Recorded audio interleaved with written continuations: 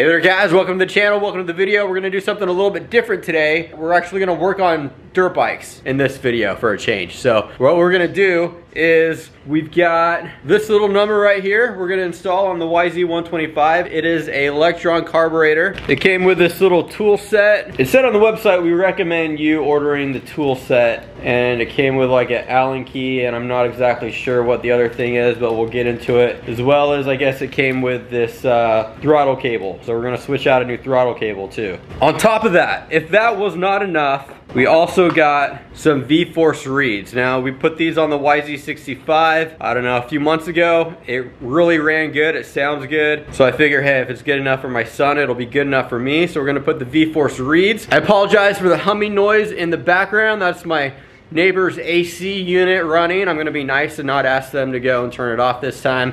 We'll just do like a little music montage right now while we're tearing the bike apart.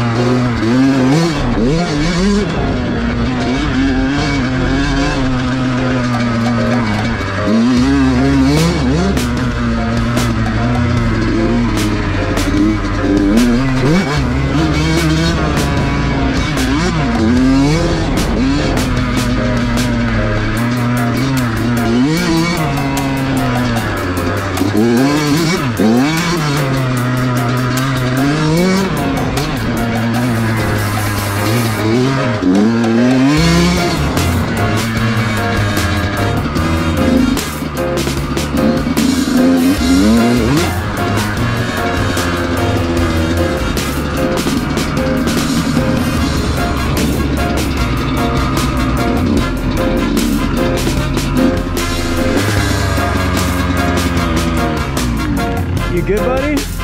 You all right? Do you want to trade bikes? Do you want to trade bikes? Yeah, I could ride yours, you could ride mine? You know how to start it? Yeah? Right there? Oh. Back out here at Riverdale Raceway. This is the first time for me riding this bike with the new Carburator. Let's start off with some old footage. So this is the footage of me riding this track with the old Carburator.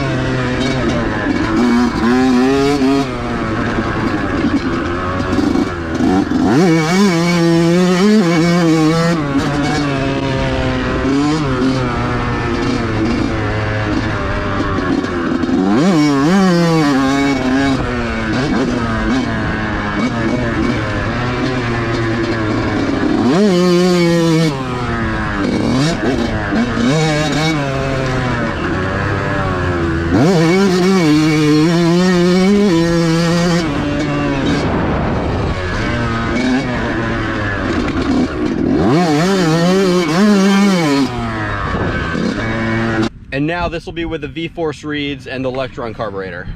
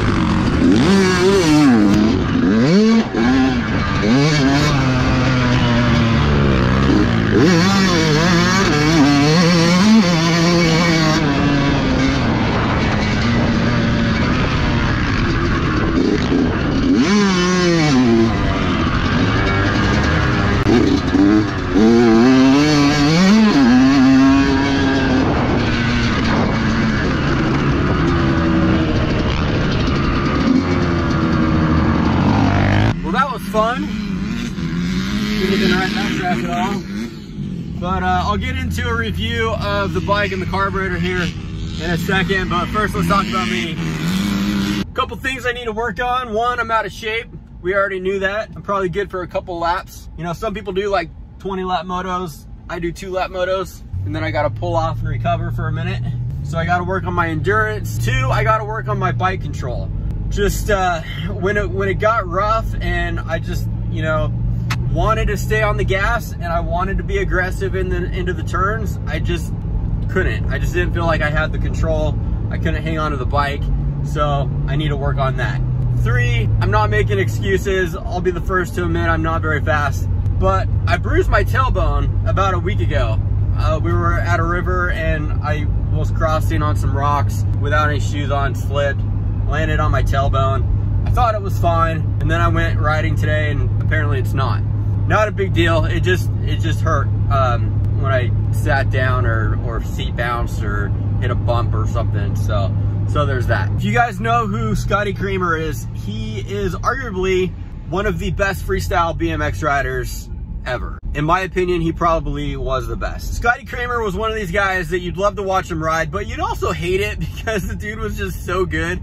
He would do things that you would think were impossible, but he'd somehow pull it off. and he'd make it look easy. But so anyways, a few years ago, Scotty Kramer was in an accident and hit his head. He was just doing like this stupid little parking lot trick. Nothing nearly as crazy as what he would usually do, but stupid freak accident, hits his head, has brain damage, has to learn to walk all over again, has to learn how to ride a bike again. He can ride a bike, but it's just not the same. He's not doing the tricks that he used to, and just hopping down a curb looks sketchy for him. So, you know, it's one of those just really sad things for me as a fan, but for him, man, imagine being this guy, knowing what you can do, knowing what you can pull off on a bike, but you just can't do it anymore. That would be so frustrating, and that's kind of like how I felt today.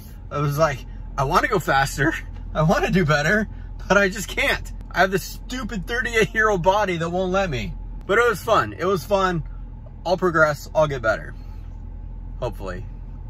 All right, guys. Well, that ride footage that I showed you in this video was actually a little bit ago. I just was editing the video and about to hit the upload button, and I realized that I never did a review. I never mentioned what I thought about the Carburator, which is kind of the most important part. So, you know, sorry, I'm kind of new to this YouTube thing. I'll figure it out eventually, but okay, guys, so the Lectron Carb, the idea behind it, what was appealing to me is that it is self-tuning, so you don't have to change out the jets. It should tune itself. I thought it worked great. I thought it did really good. I didn't have any issues. In fact, as far as the power goes, I feel like it increased every range of the power band. I think it gave it a little bit more bottom end, a little bit more mid-range, and a little bit more top end, which is great for a 125, because the thing about a 125 is you are always shifting up and down. At that track, I remember I was shifting a lot of the time halfway through the turn. So I'd come into a turn, inside would be first, outside would be maybe second, and I would try to hold my line. If I wasn't able to hold my line, or if the later in the day the line starts breaking away and I start drifting, the apex of the turn starts drifting out further out, then I would have to upshift mid-turn. This last ride with the new Carburator, I didn't feel like I had to do that. I don't think I remember having to shift mid-turn. It just seemed like there was enough mid-range power where it would pull all the way through. So I'm happy with it. Obviously, this is one ride under my belt, so we'll have more tests, and I can give you guys my thoughts later on down the road. But for right now, it is 2 thumbs up. Hey, I'm giving the Carburator 2 thumbs up, so do me a favor and give this video a thumbs up, and we'll get this thing uploaded so I can get to bed.